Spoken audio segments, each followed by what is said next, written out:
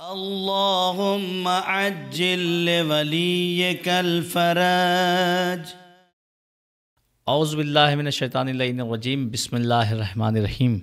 اللہم صلی علی محمد وآل محمد وعجل فرجہم. ناظرین کرام، السلام علیکم ورحمۃ اللہ وبرکاتہ. میں ہوں آپ کا میزبان زرغام اعظمی. حوزہ معصومہ قم نبا فاؤنڈیشن کی جانب سے منعقد کیے گئے نبا انٹرنیشنل کوئز کمپٹیشن میں آپ سب کا استقبال ہے. ناظرین، آج کا جو ہمارا موضوع ہے وہ ہے معرفت امام زمانہ علیہ الصلاۃ والسلام.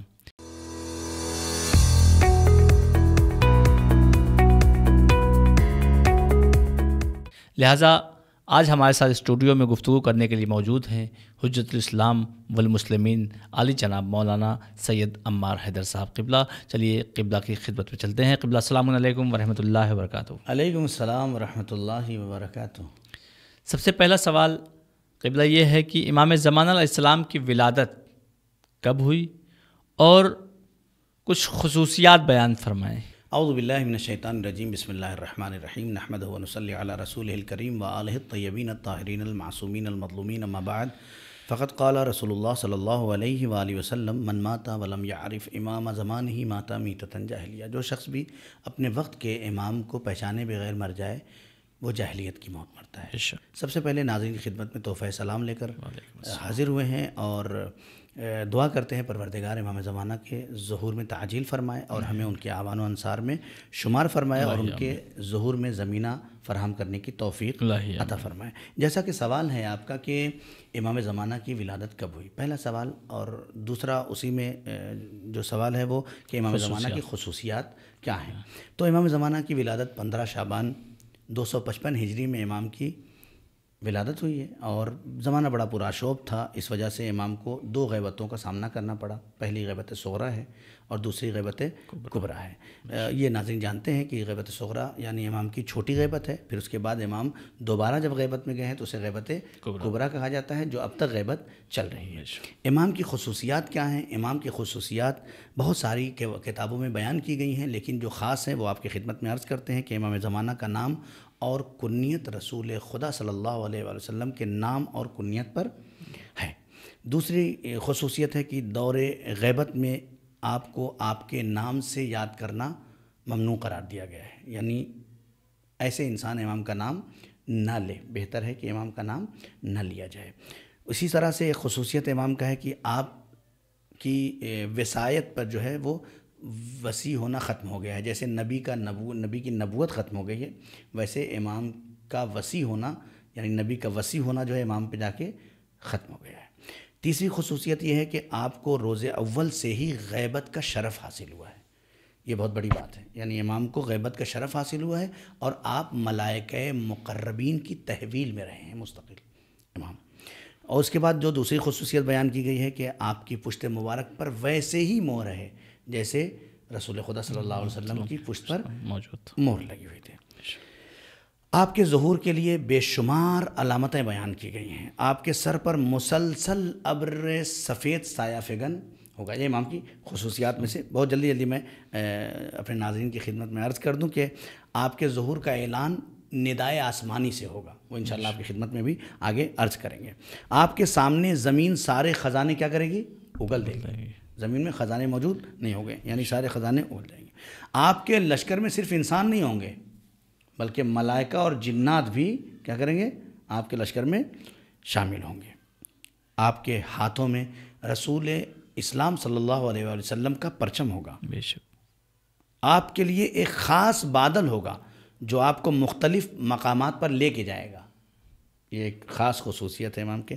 آپ کے دور میں زمین عدل و انصاف سے بھر دی جائے گی. آپ کے دور میں اگر کوئی 20 سال کا جوان احکام دین سے بے خبر ہوگا تو قتل کر دیا جائے گا. سوچیں آپ کہ امام معرفت کا دریا بہا دیں گے. امام خدا کی معرفت، نبی کی معرفت، قرآن کی معرفت، اہل بیت کی معرفت، یعنی اس دور میں اگر کوئی 20 سال تک معرفت اور دین سے بے خبر ہوگا تو اسے کیا کر دیا جائے گا؟ قتل کر دیا جائے گا. یہ خصوصیت خود اس بات کو متوجہ کرتی ہے ہمارے نوجوان کو اور ہمارے ناظرین کو کہ ہمیں ابھی سے دین کی معرفت کی طرف قدم بڑھانا چاہیے. ایسا نہ ہو کہ ہم 20 سال کے ہو جائیں اور ہمیں دین سے بے خبری ہو، ہمیں پتہ ہی نہیں کہ حلال کیا ہے اور حرام کیا ہے، ہمیں خبر ہی نہیں کہ ہمیں کس چیز سے رکنا ہے، کس چیز کو چھوڑنا ہے، کسے انجام دینا ہے، واجبات کیا ہیں، محرمات کیا ہیں، کیا صحیح ہے کیا غلط ہے، یعنی دین کی خبر ہونا۔ اگر 20 سال کا انسان ہو جائے اور امام کے ظہور کے درمیان وہ دین سے بے خبر رہے تو امام کیا کریں گے؟ اسے قتل کر دیں گے۔ بے شک، جزاک اللہ۔ ناظرین بڑھتے ہیں اپنے اگلے سوال کی جانب۔ قبلہ سے اگلا سوال یہ ہے کہ امام زمانہ علیہ السلام کی حکومت کے کچھ خصوصیات اور امتیاز بیان فرمائیں۔ بہت ہی بہترین سوال ہے کہ جب امام زمانہ جل اللہ تعالیٰ فرجہ شریف تشریف لائیں گے اور ظہور کریں گے تو حکومت ہوگی۔ بے شک۔ اور کہاں سے حکومت ہوگی؟ امام کوفے کو اپنا کیا کریں گے؟ دارالحکومت قرار دیں گے۔ بہت ساری روایتیں اس میں موجود ہیں کہ نجف سے لے کے کوفے تک کیا ہو جائے گا؟ کوفے سے لے کے کربلا تک پورے گھر بن جائیں گے۔ جیسے آج موکب 40 میں آپ جاتے ہیں، موکب کے بعد موکب کے موکب، اس زمانے میں امام کے چاہنے والوں کے گھر ہو جائیں گے یہاں سے وہاں تک، اور امام بہت بڑی مسجد تعمیر کرائیں گے اور اس کے اتنے دروازے ہوں گے، یہ سب بہت زیادہ وہ ہے ایک مسجد کے لیے۔ لیکن جو امام کی حکومت کی خصوصیت ہے، یہ تو امام کی ظہور کے وقت کی علامتیں ہیں جو میں نے بیان کی۔ خصوصیت کیا ہے امام کی؟ سب سے پہلے یہ ہے کہ بہت مشہور جو امام کی حکومت کی کہ شیر اور بکری ایک گھاٹ پہ پانی پئیں گے، یعنی عدل و انصاف اتنا ہو جائے گا کہ جانور بھی کسی کے اوپر ظلم نہیں کرنے کے لیے تیار ہوں گے۔ یہ پہلا مرحلہ ہے۔ ابتدائے ظہور میں کیا ہوگا؟ آپ کا طریقہ کار وہی ہوگا جو نبی کریم کی تبلیغ کا طریقہ کار تھا۔ یہ پہلا مرحلہ ہے۔ برائیاں اسی طرح پھیلی ہوں گی جس طرح سے اس زمانے میں پھیلی تھیں۔ اسلام مسخ کر دیا جائے گا، دین کو مٹانے کی کوشش کی جائے گی، اسلام جو ہے وہ سر نو اسلام کی تبلیغ کرنی ہوگی، اور جب ایسے حالات ہوں گے تو فوراً شدید مواخذہ بھی نہیں کیا جا سکتا ہے۔ لہٰذا امام اس وقت اپنے اخلاق کا مظاہرہ کریں گے، بالکل ویسے ہی جیسے پیغمبر اکرم صلی اللہ علیہ وسلم نے تبلیغ کی راہ میں اپنے اخلاق کا مظاہرہ کیا تھا۔ دوسری خصوصیت حکومت کی کیا ہے؟ آپ کے فیصلے جناب داؤد علیہ السلام کی طرح ذاتی علم پر مبنی ہوں گے، یعنی امام اپنے ذاتی علم کی بنیاد پر لوگوں کا فیصلہ کریں گے اور انہیں کسی دوسرے کے علم کی ضرورت نہیں ہوگی۔ حجت خدا ہیں، وہ اپنی ذاتی علم کی بنیاد پر فیصلے کریں گے۔ تیسری خصوصیت یہ ہے کہ آپ کے ظہور کی برکت سے خطرناک امراض کا خاتمہ ہو جائے گا، یعنی امام کا ظہور جب آئے گا تو اس کی برکت دنیا میں ایسے پھیلے گی کہ خطرناک امراض جو ہیں وہ کیا ہو جائیں گے؟ دنیا سے ختم ہو جائیں گے۔ آپ کے سامنے تمام دنیا ہتھیلی پہ رکھے ہوئے درہم کی طرح ہوگی، یعنی امام جس طرح سے درہم کو دیکھیں گے ویسے دنیا میں ذرہ ذرے پہ امام کی کیا ہوگی؟ حکومت، نگاہ ہوگی اور حکومت ہوگی، اور ہر چیز کو امام اپنی آنکھوں سے مشاہدہ کر رہے ہوں گے۔ پانچویں خصوصیت اس حکومت کی یہ ہے کہ مومنین قبروں میں امام کے ظہور کی ایک دوسرے کو مبارکباد دیں گے۔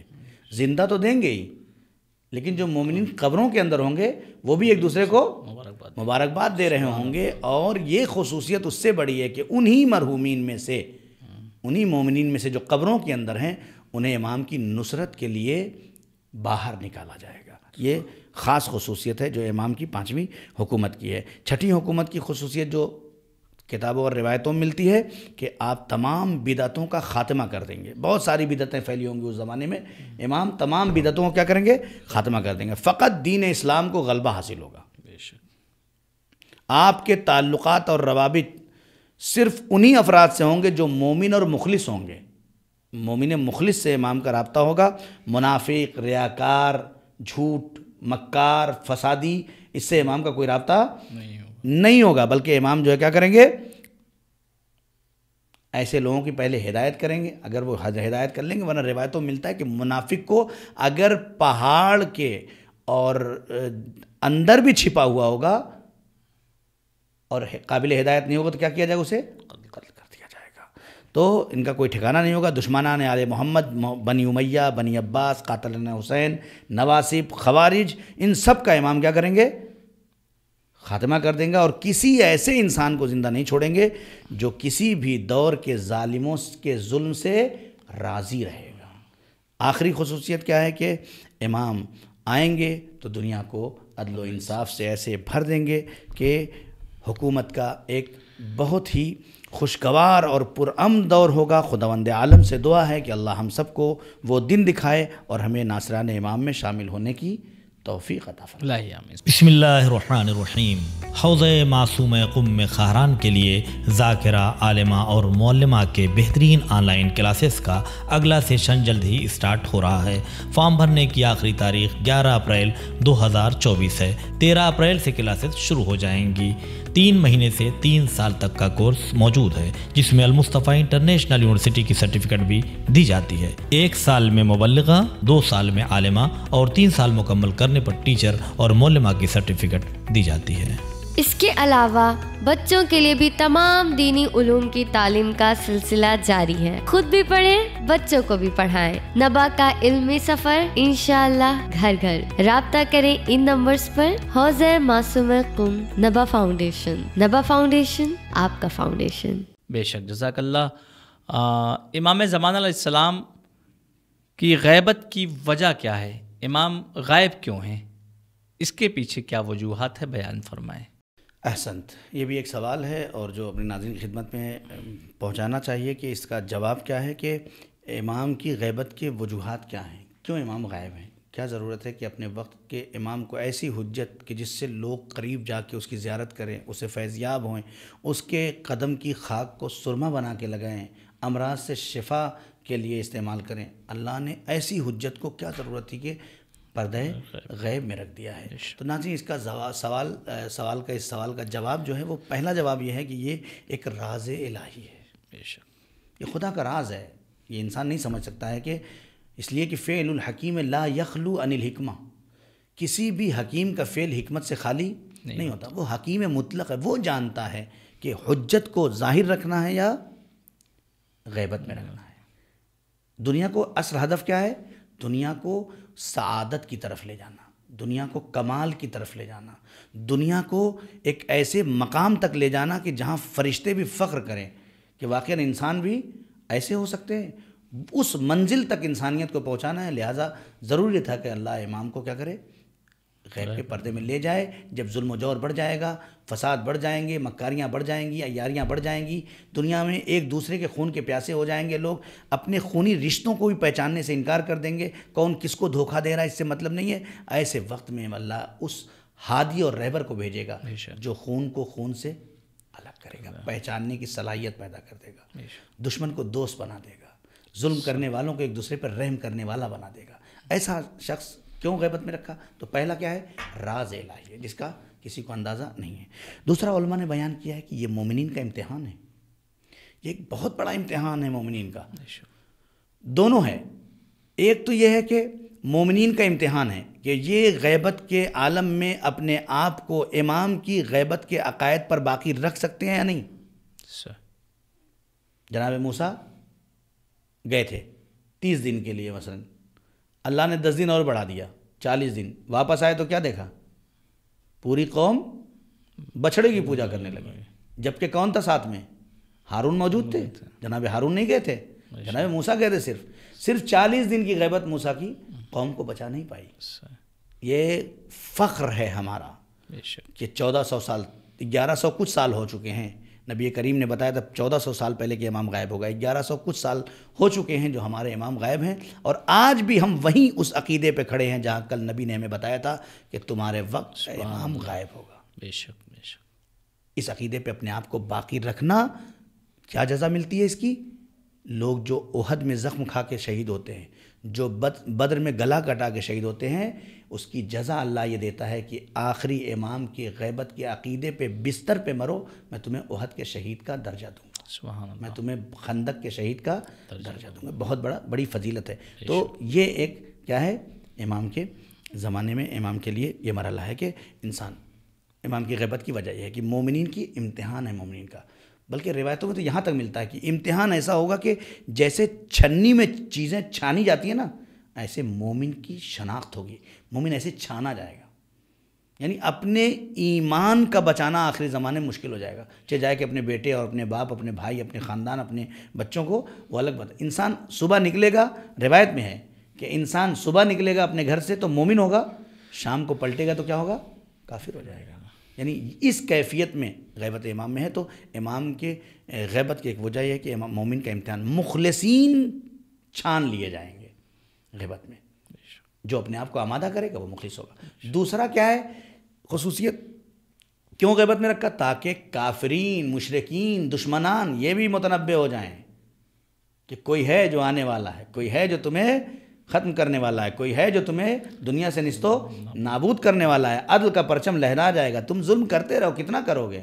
اللہ نے رسی ڈھیلی کر رکھی ہے، لیکن جب آئے گا سب ٹھاٹ پڑا رہ جائے گا، جب آنے والا آئے گا۔ بے شک، جزاک اللہ۔ قبلہ چونکہ آج سائنس اور ٹیکنالوجی کا زمانہ ہے، لہٰذا جب امام زمانہ علیہ السلام آئیں گے تو جو مقابلے پہ ان کا دشمن ہوگا، ظاہر سی بات ہے آج ایٹم بم اور ہتھیاروں کا زمانہ ہے، تو امام جب تشریف لائیں گے تو وہ ان سے مقابلہ کیسے کریں گے؟ ذرا تفصیل سے بیان فرمائیں۔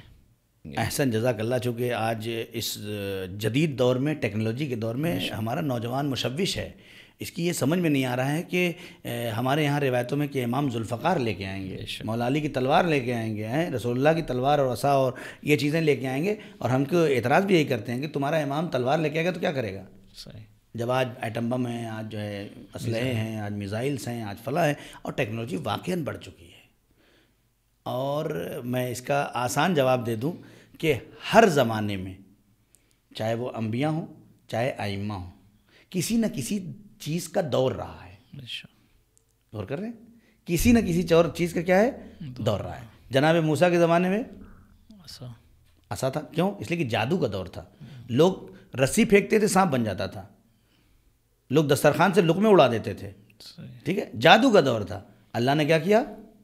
موسیٰ عصا پھینکو، عصا پھینکو، جادو کا دور تھا، تم جادو سے اس کی کاٹ کرو، وہ جادو کرتے ہیں، تم خدا کی مدد سے اپنے عصا کو پھینکو، ہم اسے کیا کہیں گے؟ اژدہا بنا دیں گے، تاکہ ان کی چھوٹی موٹی جو ہے چھوٹی موٹی جو سانپ ہیں ان کو کیا کرے؟ کھا جائے گا وہ۔ تو یہ ایک نشان ہے، ایک علامت ہے۔ دوسری جناب عیسیٰ کا دور تھا، اس دور میں بھی ایک چیز کیا ہے؟ منزل کمال پہ تھی، لوگوں کے اندر علم تھا، لوگوں کے اندر فن تھا، لوگوں کے اندر جو ہے وہ کمالات تھے۔ اللہ نے جناب عیسیٰ کے اندر پورے وجود میں کمالات رکھ دیے۔ عیسیٰ پاؤں سے مار دیں تو مردہ زندہ ہو جائے، عیسیٰ ہاتھ کسی پہ رکھ دیں شفایاب ہو جائے، عیسیٰ کسی کو دیکھ لیں تو اس کی زندگی اور مقدر بدل جائے۔ تو یہ اللہ نے ان کے وجود میں کمالات رکھ دیے۔ تو ہر زمانے میں اسی طرح سے نبی کریم کا زمانہ آیا تو اس دور میں بھی کیا تھا؟ دو چیزیں تھیں، کمال پہ تھیں، ایک کیا؟ شجاعت کمال پہ تھی، اور ایک کیا؟ ادب کمال پہ تھا۔ یعنی اس دور کے زمانے میں شعراء عرب مشہور تھے، پوری رات شاعری ہوتی تھی، یعنی ان کے شعر کا کوئی جواب نہیں تھا۔ ادب کی دنیا میں ماہرین موجود تھے، اور دوسری طرف شجاع، ایسے شجاع جن کا تلواروں پہ نام لکھا جاتا تھا۔ اللہ نے ایسے زمانے میں اپنے نبی کو ان دونوں سے مقابلہ کرنے کے لیے کیا دیا؟ ان شعراء سے مقابلہ کرنے کے لیے ادب کے طور پہ قرآن دے دیا، اور کہا کہ میں تمہیں قرآن دیتا ہوں، ان سے کہو ایک آیت کا جواب لا کے دکھا دے۔ پوری قرآن کا جواب تو دور ہے، ایک آیت کا، اور شجاعت کے مقابلے میں علی دے دیا، اور کہہ دیا کہ لے آؤ، علی کا مقابلہ اگر کوئی ہو تو لے آؤ۔ تو ہر زمانے میں چیزیں کمال پہ ہوتی ہیں، اور اللہ اپنی حجت کو ان ساری چیزوں پہ کیا کرتا ہے؟ غلبہ عطا کرتا ہے، غلبہ عطا کرتا ہے۔ تو اگر عیسیٰ عصا پھینک دے تو اژدہا بن جائے، تو امام تلوار پھینکیں گے تو کیا ہوگا؟ غور کرنے کی بات ہے نا بھائی، حجت ہے نا، خدا کی حجت ہے۔ یہ تو ایک بات ہے، یعنی یہ تو ناظرین کو جسے کہا جائے کہ ایک نظام کے تحت سمجھانے کی کوشش کی ہے، ورنہ اماموں کے دور میں آپ دیکھیں، مامون کا دربار ہے، امام دسترخوان پہ بیٹھے ہوئے ہیں، اور جادوگر ہیں اس زمانے میں، اور وہ جادو کرتے ہیں، امام کا لقمہ ہاتھ سے غائب ہو جا رہا ہے۔ ایک بار ہوا، دو بار ہوا، تین بار ہوا، چوتھی بار جب لقمہ تیسری بار جب غائب ہوا تو کیا ہوا؟ امام نے قالین پہ بنے ہوئے، زندہ شیر نہیں تھا وہاں پہ کہ امام نے کہہ دو یہ شیر تم دیکھ رہا، نہیں، قالین پہ بنے ہوئے شیر سے کیا کہا امام نے کہ تو دیکھ رہا ہے؟ امام کی بے حرمتی ہو رہی ہے، حجت خدا کی بے حرمتی ہو رہی ہے۔ قالین کا شیر بن گیا، یعنی تصویر زندہ ہو گئی۔ جناب عیسیٰ نے مردوں کو زندہ کیا ہے، لیکن مردہ تھے زندہ کیا، تصویر کو زندہ نہیں کیا تھا۔ نبی میں امام میں یہ فرق ہے۔ تو یہ امام کا بھی کمال ہوگا، ٹیکنالوجی کا دور ہوگا، بم، میزائل، اسلحے، سب کچھ ہوگا، لیکن وہی کہ سب کچھ ان کا ہوگا، اشارہ ہمارے امام کا اس لیے کہ خداوند عالم جس کی پہلی حجت کے انگلیوں میں اتنی طاقت عطا کر دے کہ وہ اشارہ کر دے تو سورج اپنی جگہ سے پلٹتا ہوا نظر آ جائے، تو آخری حجت اگر میزائل کو اشارہ کرے گا، آخری حجت اگر اسلحے کو اشارہ کرے گا، آخری حجت اگر بم کو اشارہ کرے گا، تو نتیجہ کیا ہوگا کہ کوئی امام کے مقابلے میں آ نہیں سکتا ہے۔ اس لیے کہ جب خدا حجت خدا بنا کر دنیا کو ظلم و جور سے پاک و پاکیزہ اور عدل و انصاف سے بھرنے والا بنا کے بھیجے گا، تو پھر اس کے اشارے خدا کے اشارے ہوں گے، اس کے حملے خدا کے حملے ہوں گے، اس کی تلوار خدا کے حملے ہوں گے، اور نتیجہ کیا ہوگا کہ اسی طور سے امام پوری دنیا سے مقابلہ کریں گے۔ ایک بات اور کہہ دوں کہ جو اہم ہے، قرآن نے ہمارے یہاں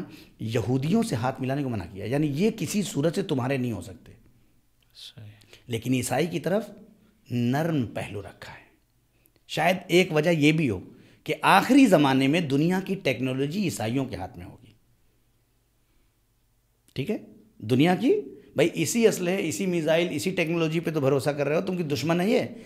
کل جب اللہ کی یہ حجت آئے گی اور مصلی بچھائے گی اور پانی پہ مصلی بچھائے گی، تو امام کے پیچھے نماز کون پڑھے گا؟ بھائی آج عیسائی ہم مسلمانوں کے دشمن ہیں نا، لیکن جناب عیسیٰ کے دشمن ہیں۔ جب جناب عیسیٰ خود آگے کہہ دیں کہ میں عیسیٰ ہوں اور تم عیسائی ہو، تو اب عیسائی کس کی مانیں گے؟ جناب عیسیٰ کی۔ بھائی عیسائی مانیں گے جناب عیسیٰ کی، اور عیسیٰ مانیں گے جناب عیسیٰ کس کی مانیں گے؟ امام کی۔ لہٰذا ٹیکنالوجی کا پورا رخ کدھر مڑ جائے گا؟ عیسائیوں کی ٹیکنالوجی مڑ جائے گی جناب عیسیٰ کی طرف، جناب عیسیٰ مڑتے ہوئے نظر آئیں گے آخری حجت کی طرف۔ پوری دنیا کا نظام اس طرح سے امام کے کنٹرول میں آ جائے گا، اور دنیا عدل و انصاف سے اس طرح سے بھر جائے گی۔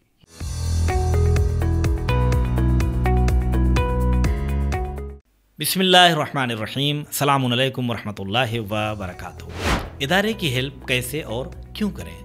ناظرین محترم، آپ جانتے ہیں کہ کئی سالوں سے حوضہ معصوم قوم نوا فاؤنڈیشن بچوں اور بڑوں کی تعلیمی صلاحیت بڑھانے کے لیے اور علوم محمد و آل محمد علیہ السلام کو گھر گھر پہنچانے کے لیے quiz, YouTube videos, on line classes اور آف لائن حوضے کی شکل میں مسلسل کوشش میں پوری ٹیم کے ساتھ لگا ہوا ہے۔ تمام پروگرام کی کامیابی اللہ کے کرم اور آپ مومنین و مومنات کے تعاون سے ہی ممکن ہے۔ لہٰذا آپ سے درخواست ہے کہ حوضہ معصوم قوم نوا فاؤنڈیشن کی زیادہ سے زیادہ مدد کریں اور ثواب جاریہ میں شریک ہوں۔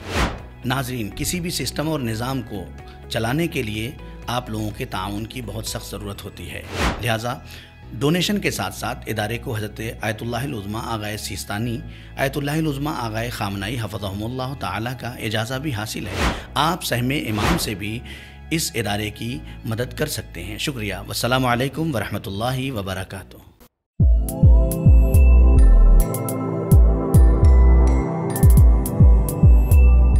ناظرین، بڑھتے ہیں اپنے اگلے سوال کی جانب، اور قبلہ سے آخری سوال یہ ہے سلسلے کا کہ امام زمان علیہ السلام کے ظہور کی کچھ خاص علامت بیان فرمائیں۔ بہت عمدہ، جزاک اللہ۔ یہ بھی ایک بہت ہی عمدہ سوال ہے ہمارے ناظرین کی خدمت میں، چونکہ انسان کا ذہن پریشان ہے کہ آخری زمان میں اتنی زیادہ علامتیں بیان کی گئی ہیں کہ اگر آپ دیکھیں تو علماء نے اس کی دو تقسیم کی ہے۔ ایک امام کے ظہور کی حتمی علامتیں اور ایک غیر حتمی علامتیں۔ غیر حتمی کی لا تعداد ہے۔ اگر آپ، میں عربی کتابوں کی بات نہیں کرتا، اگر آپ صرف اردو کتاب میں نقوش عصمت اور 14 ستارے اٹھا کے دیکھیں تو اس کے پیچھے 500 سے زیادہ تعداد میں کیا ہے؟ امام کی ظہور کی علامتیں لکھی ہوئی ہیں۔ ناظرین، ایک بار کم سے کم ایک بار ان ساری علامتوں کو آپ پڑھیے، دیکھیے کتنی علامتیں ایسی ہیں جو گزر چکی ہیں، لیکن علماء نے 5 ایسی خاص علامتوں کا تذکرہ کیا ہے جو روایتوں میں موجود ہیں کہ یہ حتمی ہے، یعنی اس کو ہونا ہی ہونا ہے اور یہی ہوگا، دوسرا کچھ نہیں ہے۔ علامات اشارے نہیں ہیں، یعنی یہ نام بنام چیز اور سسٹم موجود ہے وہاں پر، اگر آپ دیکھیں گے تو 5 علامتیں کون کون سی ہیں جو حتمی ہیں؟ سب سے پہلی علامت یہ ہے کہ سفیانی کا خروج۔